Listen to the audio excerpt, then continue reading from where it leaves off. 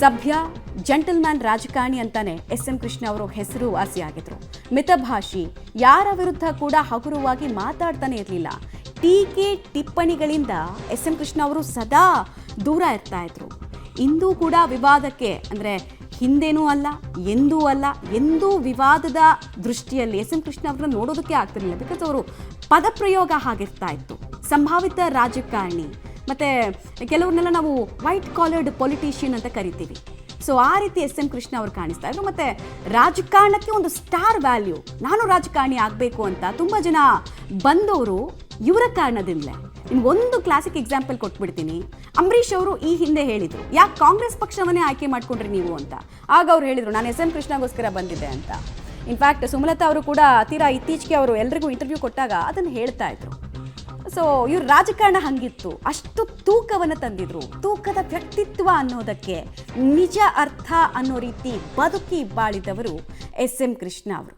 ವರ್ಣರಂಜಿತ ವ್ಯಕ್ತಿತ್ವ, ಇನ್ನೊಂದು ಕಡೆಗೆ ಅಭಿವೃದ್ಧಿ ಬಗ್ಗೆ ಅವರಿಗಿದ್ದಂತಹ ತುಡಿತ, ಮತ್ತು ಆರ್ಥಿಕವಾಗಿ ಹೇಗೆ ಶಿಸ್ತನ್ನು ಜನಸಾಮಾನ್ಯರು ಕಾಯ್ದುಕೊಳ್ಬೇಕು, ಮತ್ತು ಒಂದು ಸ್ಟೇಟ್ನ ಆರ್ಥಿಕ ಶಿಸ್ತು ಎಷ್ಟು ಇಂಪಾರ್ಟೆಂಟು, ರೆವೆನ್ಯೂ ಜನರೇಟಿಂಗ್ ಮೂಲಗಳು ಯಾವ್ದ್ಯಾವುದು, ರಿಯಲ್ ಎಸ್ಟೇಟ್ ಉದ್ಯಮಕ್ಕೆ ಸಂಬಂಧಪಟ್ಟಂತೆ ಅಥವಾ ಈ ಮೆಟ್ರೋ ಯೋಜನೆಗಳಿಗೆ ಸಂಬಂಧಪಟ್ಟಂತೆ ಇದು ಬಂದರೆ ಏನು ಲಾಭ ಆಗುತ್ತೆ, ಜನರ ಬದುಕು ಹೆಂಗೆ ಬದಲಾಗತ್ತೆ ಅಂತ ಎಷ್ಟು ಒಂದು 2-3 ದಶಕಗಳ ಹಿಂದೆನೇ ಅವ್ರು ಯೋಚನೆ ಮಾಡಿದರು.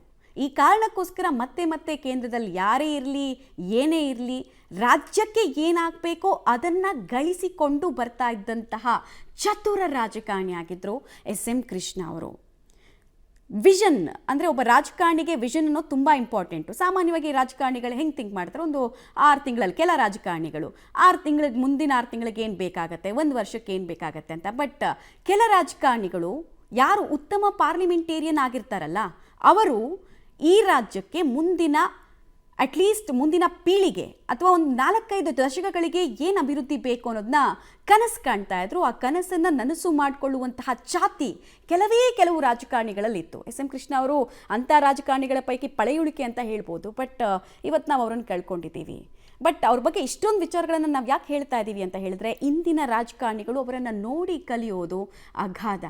ಅವರ ವ್ಯಕ್ತಿತ್ವ ಮತ್ತು ಅವರ ಸ್ಟೈಲ್ ಆಫ್ ವರ್ಕಿಂಗು, ಮತ್ತೊಂದು ಎಜುಕೇಷನ್ ಅನ್ನೋದನ್ನು ವೆಪನ್ ರೀತಿ ಹೆಂಗೆ ಯುಟಿಲೈಸ್ ಮಾಡಿದ್ರು. ಒಬ್ಬ ರಾಜಕಾರಣಿ ಹೈಲಿ ಎಜುಕೇಟೆಡ್ ಆದರೆ, ನಾವು ಈ ಹಿಂದೆ ಒಡಿಶಾದ ಮುಖ್ಯಮಂತ್ರಿ ಬಿಜು ನಾಯಕ್ ಅವ್ರ ಬಗ್ಗೆ ಎಲ್ಲ ಮಾತಾಡ್ತಾ ಇದ್ವಿ, ಪಟ್ನಾಯಕ್ ಅವ್ರ ಬಗ್ಗೆ ಎಲ್ಲ ಮಾತಾಡ್ತಾ ಇದ್ವಿ. ಬಟ್ ಎಸ್ ಎಂ ಕೃಷ್ಣ ಅವರೇ ನಮಗಿಲ್ಲಿ ಎಕ್ಸಾಂಪಲ್ ಇದ್ದರು.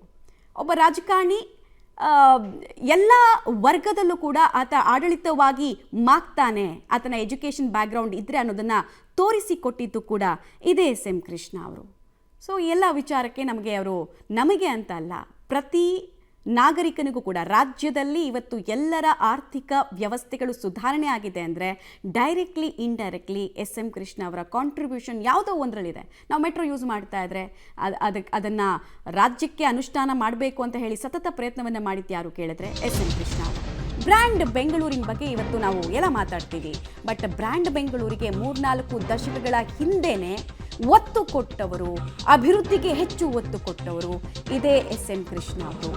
ಬೆಂಗಳೂರಿನ ಕನಸುಗಾರ ಎಸ್ ಎಂ ಕೃಷ್ಣ ಅಂತಾನೆ ಎಲ್ಲರೂ ಹೇಳ್ತಾರೆ.